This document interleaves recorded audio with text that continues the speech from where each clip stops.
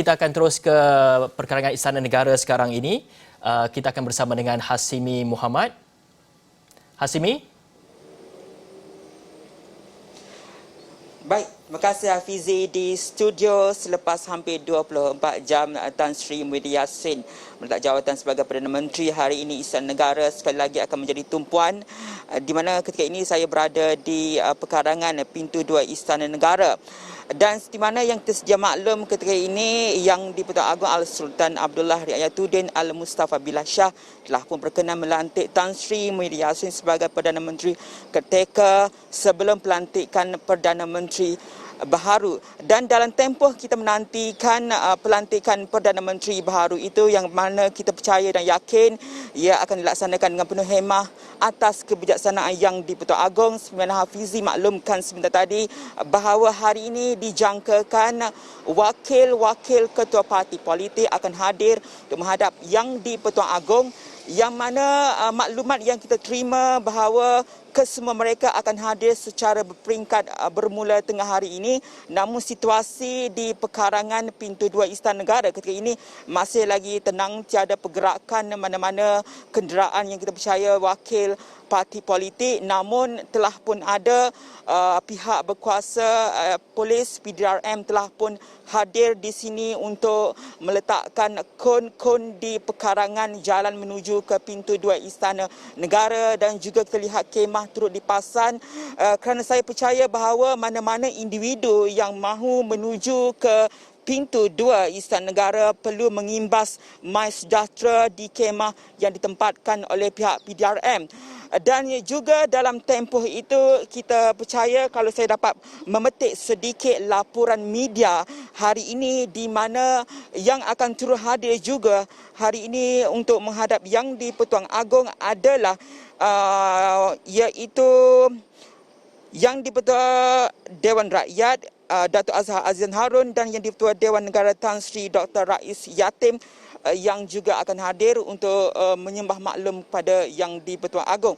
Dan seperti mana yang kita bawakan di Astro Awani semalam, pelbagai kemungkinan senario akan dapat dilihat sepanjang kita menantikan pelantikan Perdana Menteri baharu ini. Kalau dapat saya petik juga, menurut penganalisis politik UM Profesor Madya Awan Azman Awan Pawi, tidak menolak kemungkinan bahawa kerajaan campuran daripada wakil parti akan turut dibentuk.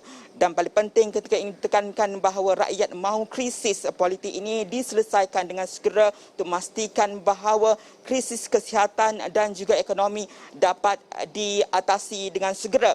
Dan dalam tempoh itu juga, seperti mana kita dimaklumkan, pelbagai nama telah pun dikemukakan ataupun diperkatakan untuk dilantik sebagai Perdana Menteri ke-9.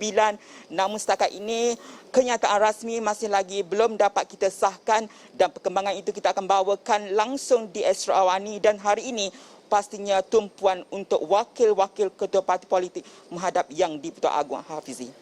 Hasimi, kalau kita lihat sejak daripada tahun lalu lagi ataupun pada tahun lalu Februari 2020, Hasimi juga ditugaskan di perkarangan ataupun di pintu Istana Negara untuk ataupun menyaksikan sendiri ketibaan dan juga pergerakan ahli parlimen. Dan pada ketika itu kesemua ahli parlimen dipanggil untuk menghadap Yang di-Pertuan Agong. Namun pada kali ini mungkin hanya pemimpin-pemimpin parti sahaja ataupun pemimpin tertentu sahaja dipanggil.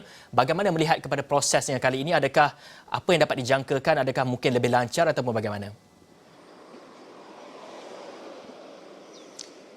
Baik Hafizi, betul. Kalau tahun lepas kita juga berada di sini, Februari tahun lepas, melihat kepada ketibaan kesemua wakil rakyat untuk menghadap Yang di-Pertuan Agong. Namun mungkin besar kemungkinan bahawa situasi tersebut tidak akan berlaku ketika ini, memandangkan situasi di pandemik COVID-19 dan juga SOP yang begitu ketat. Namun kita percaya bahawa dari sudut pelaksanaan SOP itu dan kawalan juga mesti akan dipertingkatkan ketika ini, kerana seperti mana saya maklumkan bahawa kawalan telah pun dilakukan di kawasan sekitar ini pada awal pagi untuk melihat ataupun memastikan ketibaan wakil-wakil rakyat itu pastinya adalah tersusun dan hanya individu-individu terbabit saja dibenarkan untuk melalui kawasan ini.